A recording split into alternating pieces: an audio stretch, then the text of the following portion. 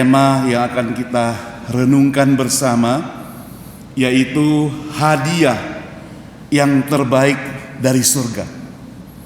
Hadiah yang terbaik dari surga. Mari kita tunduk kepala, kita berdoa terlebih dahulu. Bapa kami yang di surga, kami bersyukur kepadamu karena hari ini kami diberi kesempatan untuk bersama-sama berkumpul di tempat ini. Kami boleh merayakan Natal di tempat ini. Pakailah seluruh kehidupan kami Tuhan, supaya firman Tuhan yang akan disampaikan oleh hamba Tuhan boleh sungguh-sungguh menjadi perenungan bagi kami pada hari ini. Tolong kami Tuhan, supaya kami mempersiapkan hati untuk mendengarkan firman Tuhan. Di dalam nama Tuhan Yesus kami berdoa. Amin. Saudara, kita akan sama-sama membaca Alkitab yang pertama di dalam Yohanes pasal 3 ayat yang ke-16. Yohanes 3 ayat 16. Saya harap ayat ini sebenarnya sudah kita hafal dan terus menerus akan kita hafal. Kalau dapat menghafalkannya, nanti kita berikan hadiah. Yohanes 3 ayat 16, karena begitu besar kasih Allah akan dunia ini, sehingga ia telah mengaruniakan anaknya yang tunggal, supaya setiap orang yang percaya kepadanya tidak binasa, melainkan beroleh hidup yang kekal. Ayat yang kedua, saudara, kita akan baca, sebab seorang anak telah lahir untuk kita. Yesaya 9 ayat 5. Seorang putra telah diberikan untuk kita. Lambang pemerintahan ada di atas bahunya. Dan namanya disebut orang penasehat ajaib, Allah yang perkasa, Bapa yang kekal, Raja damai. Satu lagi saudara, ayat selanjutnya, Roma 6 ayat 23. Sebab upah dosa ialah maut, tetapi karunia Allah ialah hidup yang kekal dalam Kristus Yesus Tuhan kita. Nah, hari ini kita fokus di Yohanes 3 ayat 16. Ayat ini sudah biasa kita dengarkan atau sudah kita hafal tentunya. Jadi di sini dikatakan karena begitu besar kasih Allah, ya, itu berarti demikian besarnya kasih Allah. Itu menekankan bagaimana intensitas kasih Allah dinyatakan besar sekali. Terlalu besar kasih Allah buat kita. Dan Dia memberikan hadiah untuk kita. Hadiahnya bukan sesuatu, tapi hadiahnya adalah seseorang. Jadi karena begitu besar kasih Allah, Ia memberikan seseorang, memberikan anaknya. Alkitab mencatat di sini dalam bahasa aslinya tunggal, satu-satunya. Cara memberikannya adalah urutannya bagaimana? Dia memberikan, mengaruniakan, dan diberikan tugas. Orang mesti percaya. Dan orang yang percaya, mereka dapat hadiahnya, yaitu apa? Tidak binasa. Selain tidak binasa, mereka juga mendapatkan hidup yang kekal.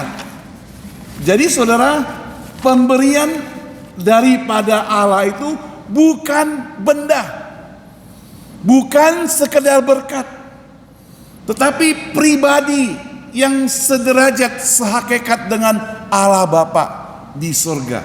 Itu pemberiannya. Saudara yang dikasihi oleh Tuhan, ada berapa hal yang mau kita renungkan hari ini. Ada 3, saya catat di sini dalam Yohanes 4, 3, 16 itu ada 4 ada 4 bagian. Pertama, kasih itu dan inisiatif daripada Allah. Jadi di situ ada kasih, di situ ada inisiatif. Jadi datangnya itu dari Allah. Kita tidak bisa mencari Allah, maka datangnya itu dari Allah.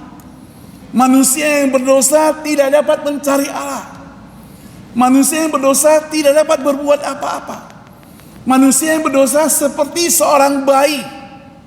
Minggu lalu kita ada singgung sedikit, seperti seorang bayi yang baru lahir. Dia tidak tahu apa-apa. Dia hanya bisa berbaring. Kita apa-apakan dia pun dia terima saja. Tetapi ibu, bapak yang punya anak, dia akan sayang sekali kepada bayi tersebut. Bayi yang tidak tahu apa-apa itu dia akan pelihara dengan sebaik-baiknya. Dia akan jaga dengan sebaik-baiknya. Dia akan pagi, siang, malam menjaga dia. Inisiatifnya itu dari si ibu ataupun si bapak. Anaknya tidak bisa. Paling anaknya jerit, respon, nangis dan sebagainya. Jadi inisiatifnya dari Allah. Nah, justru dengan begitu besar kasih Allah, maka dikatakan dia memberikan anaknya. Anaknya itu bukan 2 atau 3, tapi tunggal, satu-satunya. Tugas kita sebagai umat percaya. Di sini dikatakan tadi, karena begitu besar kasih Allah akan dunia ini. Dunia itu artinya seluruh manusia di dunia ini. Manusianya, bukan bentuk materi, tapi bentuk yang hidup manusia. Karena begitu besar kasih Allah akan manusia-manusia ini, akan ciptaannya, akan bayi yang lahir, anak kita itu. Maka diberikan anaknya yang tunggal. Itu sama dengan orang tua yang sangat mengasihi anaknya. Ketika anaknya sakit, dia akan korbankan apa saja demi untuk anaknya. Bila perlu dia yang sakit, dia mau katakan, bila perlu dia yang sakit, bila perlu dia yang mengalami semuanya, jangan anak yang mengalaminya. Dan Tuhan Yesus, waktu dia datang ke dunia itu, dia sudah mempraktekkan seperti itu. Dia yang tidak berdosa dijadikan berdosa. Dia yang tidak seharusnya dihukum, tapi dihukum. Dia yang tidak seharusnya mati, tapi mati. Tugas kita adalah, saudara, meresponi, percaya, sehingga kita hidup tidak binasa dan kita beroleh hidup yang kekal. Hadiah terbaik itu apa, saudara? Dari mana? Hadiah terbaik itu dari sorga. Hadiah terbaik itu adalah Yesus sendiri. Hadiah terbaik itu bukan emas 1 batang, 2 batang, bukan. Hadiah terbaik itu bukan mobil yang mahal, bukan. Tetapi hadiah yang terbaik itu hadiah yang dari surga.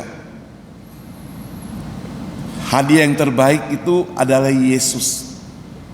Ada 3 bagian yang mau kita renungkan, saudara. Pertama, Yesus sebagai hadiah yang dijanjikan. Kedua, Yesus sebagai hadiah yang diberikan. Ketiga, Yesus sebagai hadiah yang menghidupkan. Pertama, kita lihat Yesus sebagai hadiah yang dijanjikan. Hadiah yang terbaik bukan kita minta, tetapi dijanjikan. Saudara, setiap hadiah kita perhatikan ya.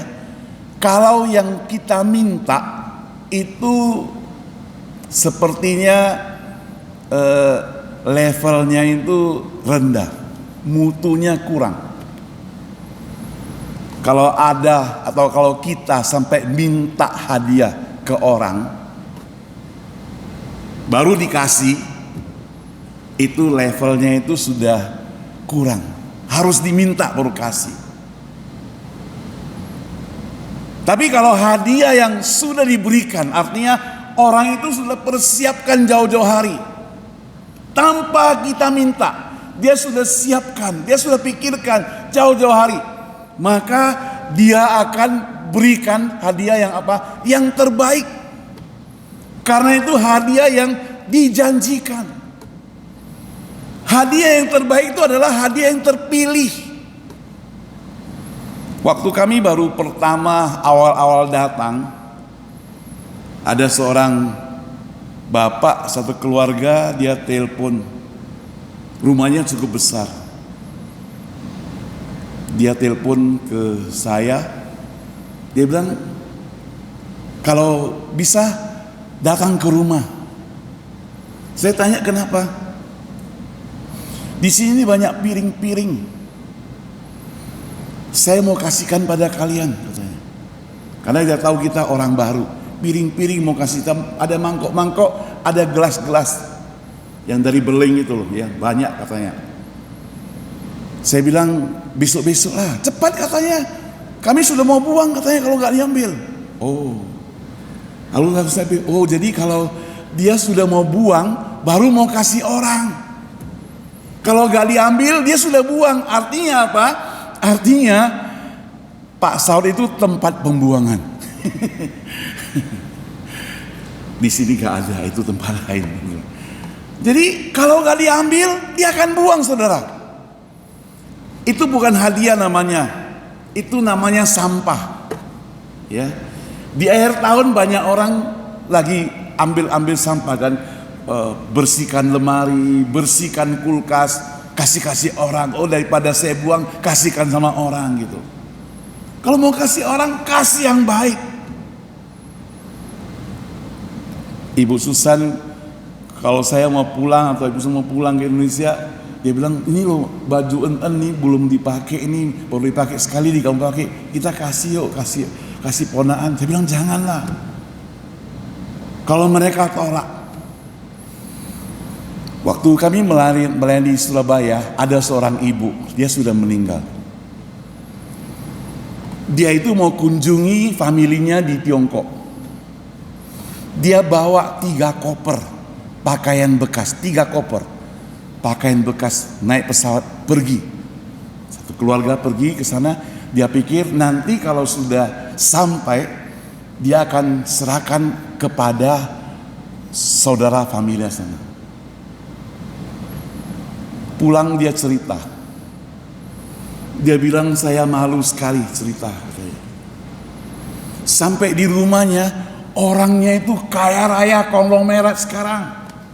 Dulu memang zaman saya masih muda dia miskin. Tapi sekarang kaya raya. Dia gak berani buka kopernya itu. Pulang mereka rundingan sama anaknya. Dia tinggalkan di airport. Kopernya 3 itu. Gak berani bawa pulang, malu kan ya. Artinya dia buang. Jadi itu hampir sama seperti teman tadi yang telepon saya bilang, ambillah cepat, kalau tidak saya akan buang. Allah memberikan hadiah yang dijanjikan kepada kita, bukan hadiah yang mau dibuang, saudara. Anak satu-satunya. Dia begitu mengasihi kita. Dia berikan anaknya satu-satunya untuk kita. Yang jadi masalah adalah bagaimana sikap kita membalas kasihnya. Pokoknya dia mengasihi kita begitu besar. Ia memberikan hadiah yang terbaik. Dia mengaruniakan anaknya yang tunggal. Dan puncak pemenuhan janjinya adalah di dalam Yesaya 9 ayat 5 yang tadi kita sama-sama baca itu. Sebab seorang anak telah lahir untuk kita, seorang putra telah diberikan untuk kita, lambang pemerintahan ada di atas bahunya, dan namanya disebut orang Penasehat Ajaib, Allah yang perkasa, Bapa yang kekal, Raja damai.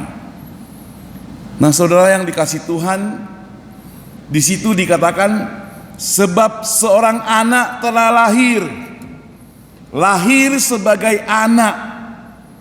Dia lahir sebagai orang yang dikatakan dia menjadi berdosa. Maksudnya dia menjadi terhina. Dia yang merupakan orang yang tidak dihukum jadi terhukum. Mesias lahir sebagai anak, sebagai putra yang dikaruniakan. Dia yang menanggung dosa-dosa kita. Dia yang tidak berdosa menjadi menanggung dosa-dosa kita. Dalam bahasa aslinya, bahasa Perjanjian Lama disebut Yelet, anak, yang menekankan penggenapan harapan janji. Jadi menggenapkan janji daripada Allah itu. Sekali lagi, Natal bukan cerita dongeng sentimental, tetapi merupakan titik puncak karya daripada Allah. Memberi hadiah yang terbaik. Saudara, ada satu gambar liontin, jam, ya. Pernah lihat jam yang liontin itu? Ya. Satu lagi ikat rambut, pengikat rambut.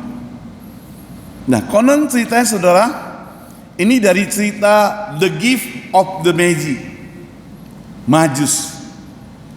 Dia akan memberi hadiah bagi Yesus, kasih yang rela berkorban. Ada pasangan muda yang miskin. Dia bernama Jim dan Della. Mereka hidupnya saling mengasihi. Tapi mereka tidak punya apa-apa. Modalnya yaitu saling mengasihi. Uang gak punya, harta gak punya, gak ada apa-apa. Rumah mungkin sewa juga, mobil gak ada. Apalagi ya mobil, makan saja sudah susah. Kerjanya dapat gaji sedikit. Tapi di Natal, istri pengen memberikan hadiah yang terbaik buat suami. Suami juga demikian, pengen memberikan hadiah yang terbaik buat istrinya. Lalu mereka berdua berpikir, si suamiku itu salah satu harta yang berharga itu, yaitu jam tangan, jam yang digantung tadi, liontin itu, yang ada rantai itu. Tapi masalahnya rantainya itu sudah rusak. Jadi dia pengen kumpul uang, menabung bila perlu kerja lembur supaya membeli rantainya. Diam-diam dia kumpul uang. Nanti Natal akan saya berikan untuk siapa? Untuk suami. Si suami juga terpikir demikian. Istriku tidak punya apa-apa, tapi dia punya rambut yang panjang, cuma diikatnya pakai karet. Karet yang dia ingin berikan hadiah, yaitu pengikat rambut.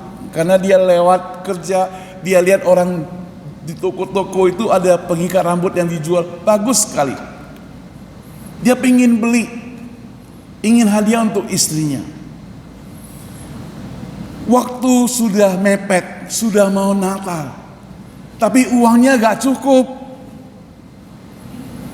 Suaminya terpikir, kalau gitu saya punya jam, saya jual saja. Dia bawa ke toko, dia jual jamnya. Istrinya juga terpikir demikian.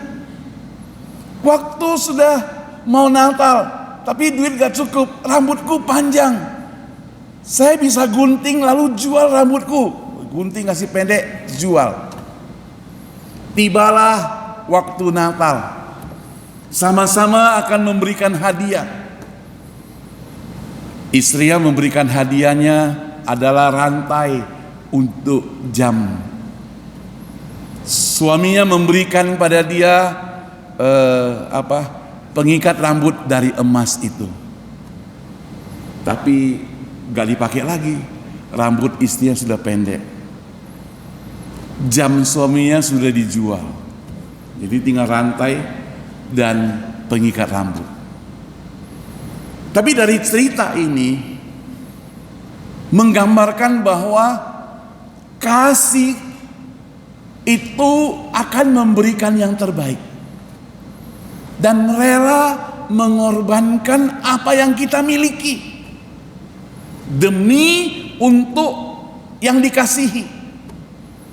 Jadi kalau Allah mengasihi kita dan Dia janjikan memberikan Yesus buat kita, itu yang terbaik buat kita. Dia rela berikan untuk kita. Dan hari ini kita semuanya boleh merayakan penuh sukacita. Hampir seluruh dunia orang merayakan Natal. Yesus lahir. Yang jadi pertanyaan adalah, kalau Yesus sudah memberi yang baik pada kita, apa yang kita berikan yang terbaik juga kepada Tuhan? Apakah hati kita berikan kepada Dia? Hidup kita berikan kepada Dia? Pekerjaan kita berikan kepada Dia? Artinya waktu kita bekerja, kita memuliakan nama Tuhan. Waktu kita berbicara, memuliakan nama Tuhan. Waktu kita ngobrol, memuliakan nama Tuhan. Jadi kita memberikan seluruh hidup kita kepada Tuhan. Dalam Roma mengajarkan, Rasul Paulus mengajarkan, persembahkanlah tubuhmu, itulah persembahan yang hidup. Yang kedua, saudara, Yesus hadiah yang diberikan. Tadi yang pertama hadiah yang dijanjikan, sekarang hadiah yang diberikan. Hadiah yang terbaik bukan yang kita bayar, tetapi Bapa yang memberikan. Kalau kita ada uang, saking orang tidak berikan hadiah, kita simpan uang di celengan, kita ulang tahun pergi ke toko beli sebuah hadiah, itu namanya beli sendiri gitu ya. Ada yang pernah lakukan itu, saudara? Saking di dunia ini gak ada yang berikan hadiah untuk kita, gak perhatikan kita ulang tahun, lupa dia tanggalnya, gak ada yang berikan lagi, ya kita pergi beli sendiri hadiahnya. Gak ada yang traktir makan, kita makan sendirilah hadiahnya. Jadi pesta-pesta sendiri, dapat hadiah-hadiah sendiri. Saya bayangkan apakah yang akan terjadi kalau seperti itu ya. Tentu sangat menyedihkan. Yohanes 3 ayat 16 tadi mencatat Allah yang memberikan hadiah itu. Dan hadiah itu tidak dibayar, gratis. Ia memberikan. Itu dari asal katanya, kalau dalam bahasa Yunani di situ dikatakan edokem, didomi, artinya tindakan aktif dari si pemberi. Dia yang memberi bukan terpaksa. Dia yang memberi dengan sukarela. Dia yang memberi dengan hati yang penuh sukacita. Saudara, kalau kita terima pemberian dengan terpaksa, tidak dengan sukacita, kita akan merasa seperti kok tidak layak menerima hadiah. Tapi Yesus, Tuhan Allah, lakukan, Dia memberi dengan sukacita. Dalam pemberian, Ia menahan yang paling berharga. Dia tidak menahan yang paling berharga. Jadi dia memberikan yang paling berharga. Saudara, di zaman sekarang ini manusia sudah jatuh ke dalam dosa. Setiap kita memberi, bahkan kepada Tuhan pun kadang kita kalkulasi 1/10 akan kuberikan kepada Tuhan, nanti sisanya saya gak dapat apa-apa lagi. Kita hitung-hitung sama Tuhan, padahal Tuhan memberikan kepada kita 9/10. Bagaimana dengan orang percaya zaman sekarang, saudara? Untuk orang lain yang murah tidak masalah dikatakan di sini. Tapi kalau memberikan yang agak mahal, kadang-kadang itu menjadikan pencitraan. Hadiah yang mahal diumumkan, difoto, masukkan di media sosial dan sebagainya. Ya, saudara, ini catatannya, hadiah yang terbaik bukan dibungkus dengan kertas kado yang indah, tapi dibungkus dengan kasih yang tak bersyarat. Dalam Roma 6:23, karunia Allah yaitu hidup yang kekal, itu hadiah, karunia Allah. Kata yang dipakai karunia itu karisma, dan kata karis bukan hasil jasa kita. Kita itu dapat hadiah bukan karena pengorbanan kita, bukan karena kita lebih baik, bukan karena kita pernah lakukan sesuatu maka kita menolong. Seringkali kan kita ini manusia selalu berpikir demikian. Kalau saya tolong orang itu, mudah-mudahan nanti kalau saya susah, dia tolong aku balik.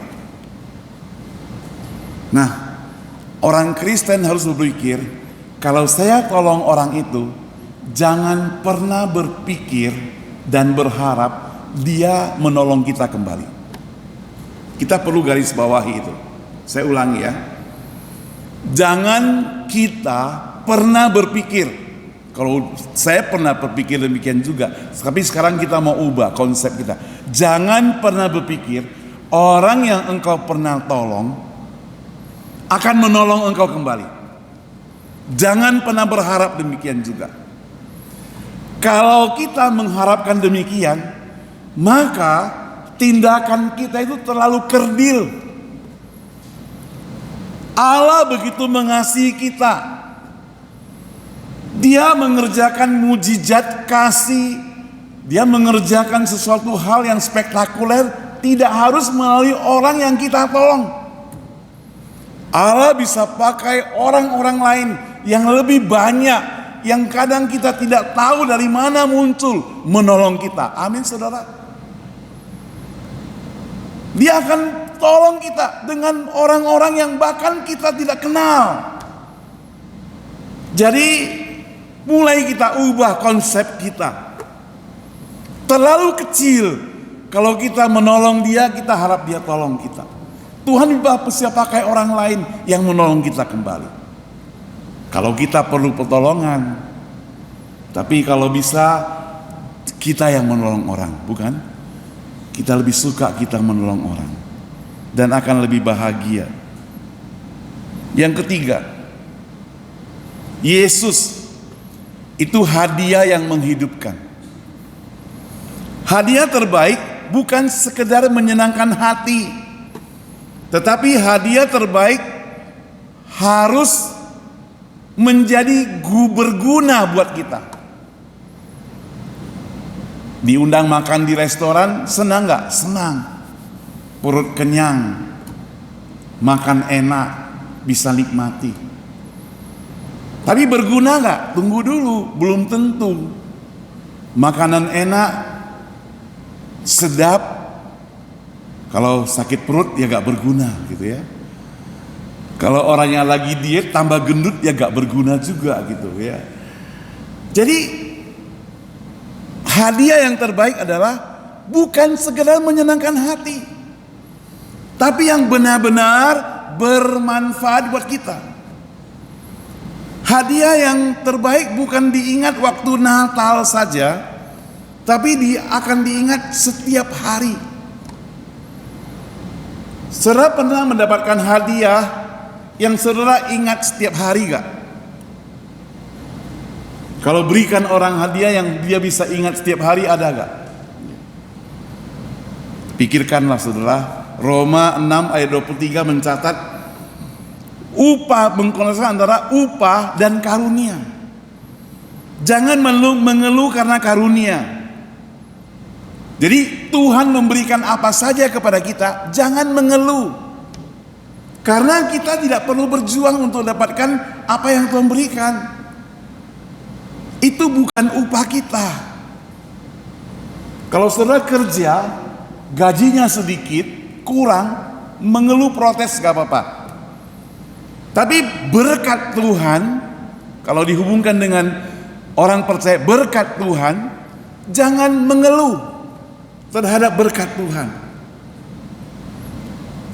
Saudara yang saya kasihan Tuhan, waktu Tuhan memberikan hadiah buat kita itu, kita akan merasa kagum bahwa karya Tuhan Yesus membawa masuk dalam hati kita, dan kita menyambutnya, dan menyambutnya dengan persiapan hati kita juga, saudara.